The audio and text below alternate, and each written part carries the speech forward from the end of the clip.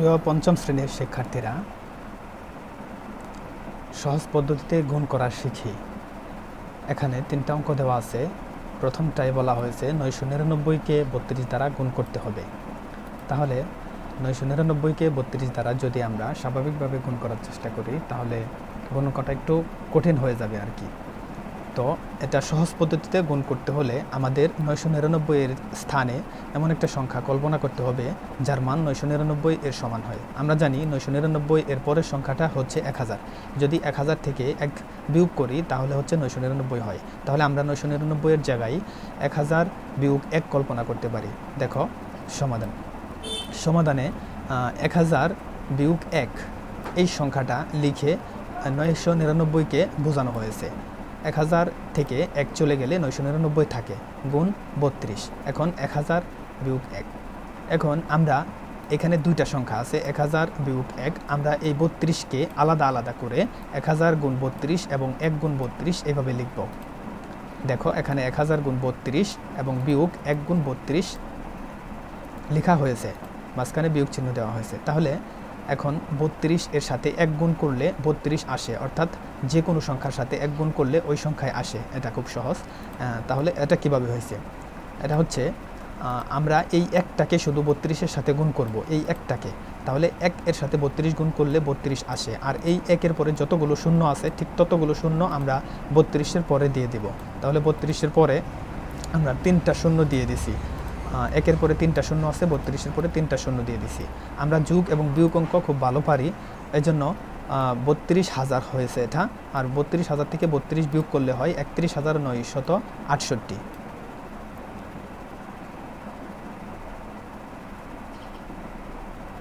ওকে, তারপর পরেরটা করার চেষ্টা করি।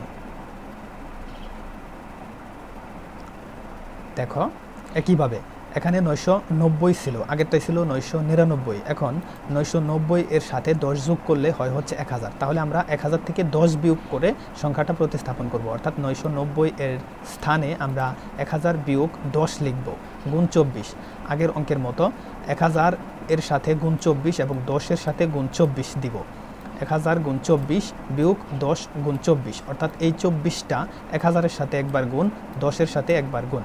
তাহলে 1000 গুণ 24 বিয়োগ 10 গুণ 24,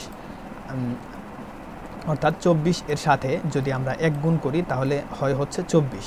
1 এর সাথে ঠিক যতগুলো শূন্য আছে 24 এর সাথে ততগুলো শূন্য দিয়ে দিলেই আমাদের এই গুণফলটা কমপ্লিট। এখন এই গুণফলটা আগের মতোই 24 এর সাথে 1 গুণ দিয়ে দিব, তাহলে হচ্ছে হয় 24। 1 এর সাথে যতগুলো শূন্য ঠিক ততগুলো শূন্য দিয়ে দিব, তাহলেই হচ্ছে আনসার। এখন 24000 বিয়োগ 240, এটা যদি আমরা বিয়োগ করি তাহলে হচ্ছে হয় 23760। বিয়োগটা কিভাবে করা হয়েছে দেখো, এই শূন্য আর এই শূন্য মিলে হচ্ছে 0, আর এই 4 আর এই শূন্য, যেহেতু এটা ছোটো সেহেতু এই 0 এর সাথে বাম পাশে মনে মনে 1 দৌড়লে হয় হচ্ছে 10। 10 থেকে 4 চলে গেলে হয় হচ্ছে 6। তারপর হাতের থাকে 1 আসবে হচ্ছে 2 এর সাথে, 2 আর 1 3, অর্থাৎ 2 এর সাথে যোগ হবে 1 3, এটাকে 3 কল্পনা করি। আর এই 0 এর সাথে বাম পাশে 1 দৌড়ি, এটা 10। 10 থেকে 3 চলে গেলে হয় হচ্ছে 7, এবং তারপর হচ্ছে হাতের থাকে হচ্ছে 1, যে একটা এই 0 এর বাম পাশে ধরেছিলাম, এই একটা 4 থেকে চলে যাবে, তাহলে হয় হচ্ছে 3, আর 2 এর 2 থাকবে, তাহলে 23760।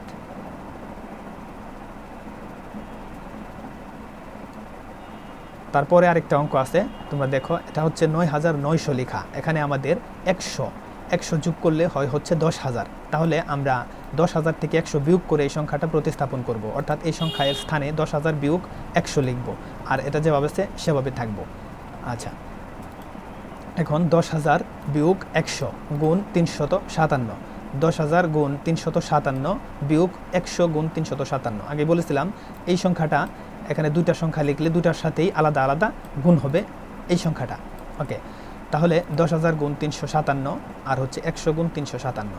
তাহলে 357কে যদি আমরা 10000 এর সাথে গুণ করি, শুধুমাত্র এই 1 এর সাথে 357 গুণ করে 1 এর সাথে যতগুলো শূন্য দেওয়া আছে ঠিক ততগুলো ডান পাশে বসিয়ে দেব। 357 লিখে 1 এর সাথে শূন্য আছে হচ্ছে 4টা, তাহলে 357 এর সাথে 4টা শূন্য দিয়ে দিব। ওকে, আর এখানে 357 লিখে 2টা শূন্য বসিয়ে দিব। তাহলে এই সংখ্যা থেকে এই সংখ্যাটা বিয়োগ করলেই আমাদের উত্তর চলে আসবে। বিয়োগ করলে আসে হচ্ছে এই সংখ্যাটা।